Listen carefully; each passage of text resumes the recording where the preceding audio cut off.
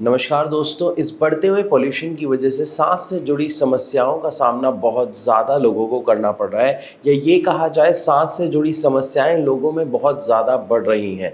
चाहे फिर वो अस्थमा हो, सीओपीडी हो, या आपके रेस्पिरेटरी सिस्टम से जुड़ी कोई और समस्या हो। आज की इस वीडियो में मैं बात करूँगा और आपको एक ऐसा घरेलू नुस्खा बताऊँगा जिससे आप इन समस्याओं से अपने आप को रिलीफ दे सकते हो, बचा सकते हो। साथ ही साथ अगर हम देखते हैं कि हमें कफिंग बहुत ज़्यादा हो रही है, यानी कफ बहुत ज़्यादा आता है, खांसी की समस्या बनी हुई है, तो इनसे आपको बहुत अच्छा आराम मिलेगा, जो नुस्खा आज मैं आपको बताने वाला हूँ। तो चलिए शुरू करते हैं वीडियो और सबसे पहले जानते हैं कि असल में ये जो पॉल्यूशन बढ़ रहा है ये किस तरीके से हमें इम्पैक्ट कर रहा है। देखिए, अगर हम शहर में रहते हैं, गांव में रहते हैं, कहीं पर भी रहते हैं, आजकल जो एयर क्वालिटी है वो हर जगह बहुत ही ज़्यादा ख़राब होती जा रही है।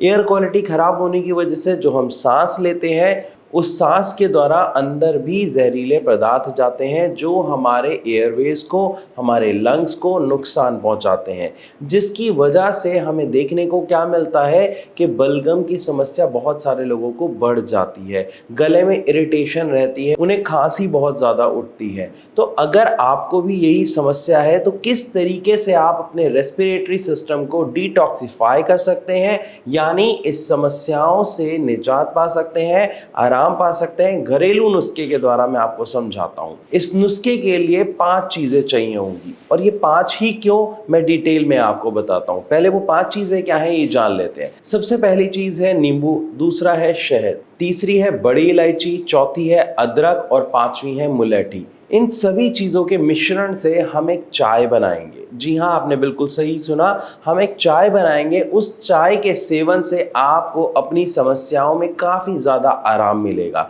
लेकिन ऐसा पॉसिबल कैसे है? चाय तो आप अभी भी पीते हैं, लेकिन अभी जिस चाय का आप सेवन करते हैं वो दूध वाली चाय होती है, और वो चाय नुकसान करती है बजाय फ़ायदा पहुँचाने के। तो किस तरीके से हमें ये चाय बनानी है, इन चीज़ों से फ़ायदा क्यों मिलेगा, मैं आपको समझाता हूँ।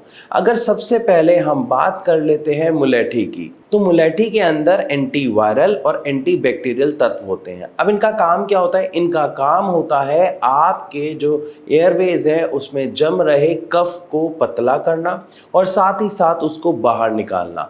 जब आपके एयरवेज में जम रहे कफ को निकाला जाता है या पतला किया जाता है, तो उसकी वजह से क्या होगा, आपके एयरवेज में जो जगह है सांस लेने की वो ज़्यादा बन जाएगी, और आपको सांस लेने में जो तकलीफ का सामना करना पड़ रहा है, जो आपकी सांस फूल रही है, उसमें आपको आराम मिलेगा। इसी के बाद अगर हम बात करते हैं अदरक की, हम सब जानते हैं ये एंटी इन्फ्लामेटरी है, जिसका क्या काम है, आपके एयरवेज में इन्फ्लामेशन यानी सूजन को कम करना। अब ये सूजन कैसे आई? क्योंकि जो पदार्थ हमारी सांस के द्वारा जो बहुत महीन है, हमें दिखते भी नहीं है, अंदर जा रहे हैं, उनकी वजह से हमारे सांस लेने के रास्ते में सूजन आ जाती है। उस सूजन को कम करने से आपकी जो सांस लेने की तकलीफ है उसमें आपको कमी मिलेगी, राहत मिलेगी। तो हमें क्या करना है? अदरक का सेवन करना है। मुलेठी हमने समझ लिया। मुलेठी के बाद बात करते हैं बड़ी इलायची की। बड़ी इलायची भी गुणों से भरपूर है, और अगर हम बात करें जो गले में इरिटेशन होती है, जो बार बार आपको खांसी उठती है या धसका लग जाता है, उस समस्या को ख़त्म करने में बड़ी इलायची का बहुत ही अहम रोल होता है।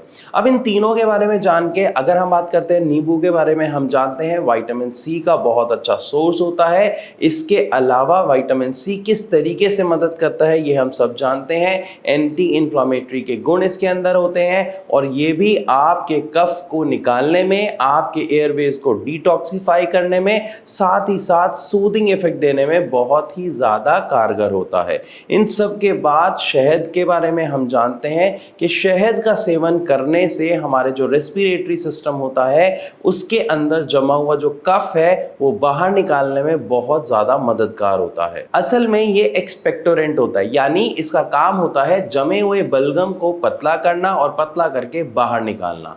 इसी के साथ साथ इसकी एक क्वालिटी और होती है कि आपके एयरवेज में अगर किसी तरीके का इन्फेक्शन आ रहा है तो ये उस इन्फेक्शन को भी कम करता है, इवन खत्म करने में बहुत अहम रोल निभाता है।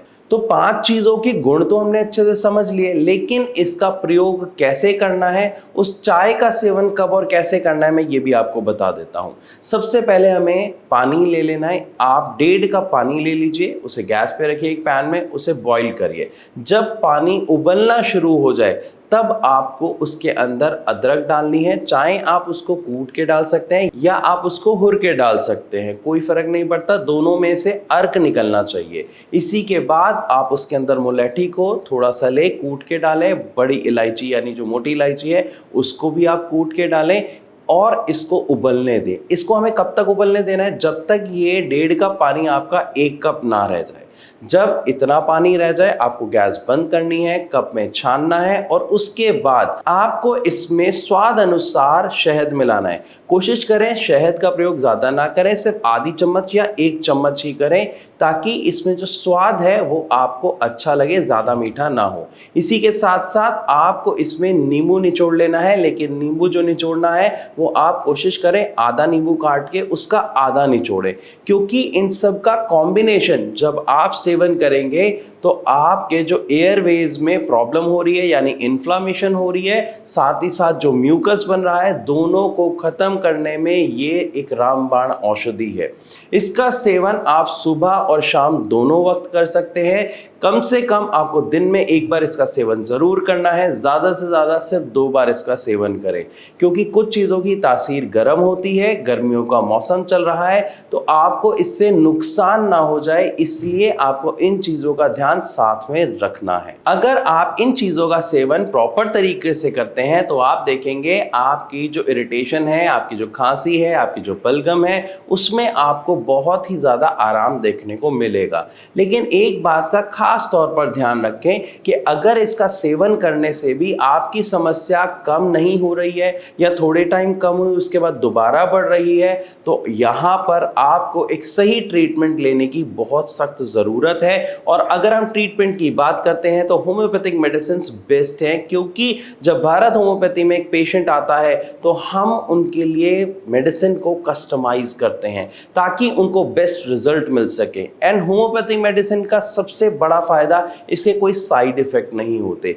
इवन ज़्यादातर लोग जानते हैं कि होम्योपैथिक मेडिसिन जो है रेस्पिरेटरी सिस्टम के लिए सबसे बेस्ट मेडिसिन है, सबसे जल्दी और सबसे असरदार आपको ट्रीटमेंट इसी में देखने को मिलता है। फिर भी हो सकता है आपके मन में कोई सवाल आ रहा होगा इस टाइम मेरी बातों को सुन के, तो आप उस सवाल को कमेंट के माध्यम से हमसे पूछ सकते हैं या फिर नीचे दिए गए नंबर पर अभी कॉल करके भारत होम्योपैथी के डॉक्टर्स से बात कर सकते हैं, अपनी समस्या का समाधान जान सकते हैं। मैं आशा करता हूँ ये वीडियो आपको अच्छी लगी होगी। अगर हाँ तो इसे लाइक ज़रूर करें, इसे ज़्यादा से ज़्यादा शेयर करें। ऐसी और इन्फॉर्मेटिव वीडियोज़ के लिए हमारे चैनल को सब्सक्राइब करना बिल्कुल ना भूलें।